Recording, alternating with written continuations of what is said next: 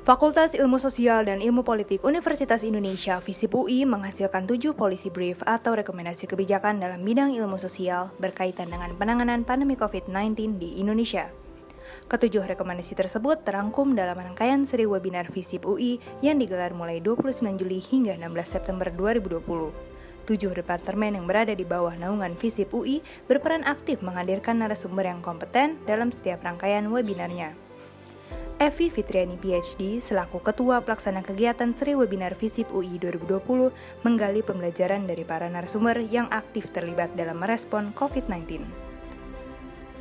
Bidang Ilmu Komunikasi memberikan rekomendasi seputar perkuatan strategi komunikasi publik pemerintah, di antaranya yaitu perlunya perubahan pendekatan dari komunikasi krisis ke komunikasi resiko, perubahan konten dari informatif ke persuasif, pentingnya kebijakan berdasarkan bukti dan riset, penggunaan beragam media dan aktivasi, kolaborasi berbagai pemangku kepentingan, peningkatan koordinasi antar pihak yang terlibat, merancang tahapan kampanye, serta peningkatan transparansi dan kepercayaan publik untuk menangkal disinformasi. Dalam bidang ilmu politik, adanya perbedaan penanganan COVID-19 di pusat dan di daerah memunculkan 3 rekomendasi untuk pemerintah. Ketiga rekomendasi tersebut yaitu memberi prioritas pada kombinasi kebijakan, melanjutkan pelaksanaan protokol kesehatan dan kebijakan PSBB sebagai opsi pertama, lalu mendisiplinkan penerapan protokol kesehatan dengan penerapan sanksi tegas sebagai opsi kedua, dan terakhir, pemerintah pusat diharapkan memberi dukungan dana dari alokasi anggaran negara dan perlu dikomunikasikan dengan pendukungnya di DPR.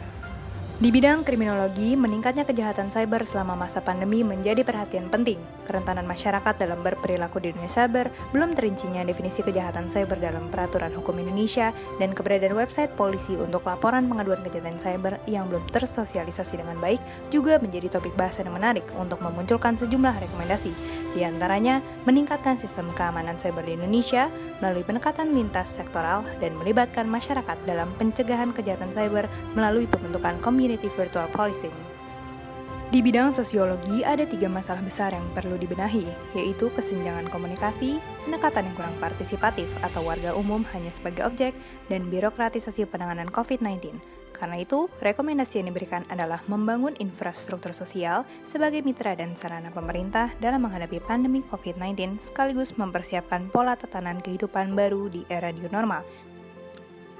Secara prakteknya, rekomendasi ini melibatkan komunitas pemukiman RT dan RW sebagai mitra pemerintah dan bukan sekadar perpanjangan tangan pemerintah. Selain itu, praktek sosialisasi, edukasi, dan kontrol sosial yang terbangun di komunitas pemukiman dinilai bisa menjamin efektivitas komunikasi. Bidang Ilmu Kesejahteraan Sosial memaparkan materi mengenai penanganan pandemi COVID-19 dengan pendekatan intervensi sosial pada berbagai tingkatan atau multi-level social intervention. Karena itu, rekomendasi yang diajukan yaitu intervensi sosial yang saling bersinergi di tingkat mikro, meso, dan makro untuk mencapai kesejahteraan sosial yang optimal.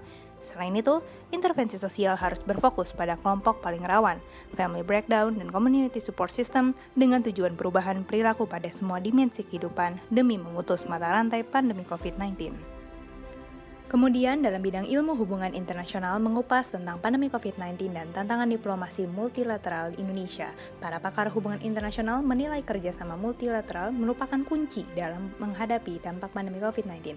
Pasalnya, selama pandemi, kapasitas forum-forum multilateral justru kurang memadai untuk menghasilkan respon bersama dalam waktu cepat.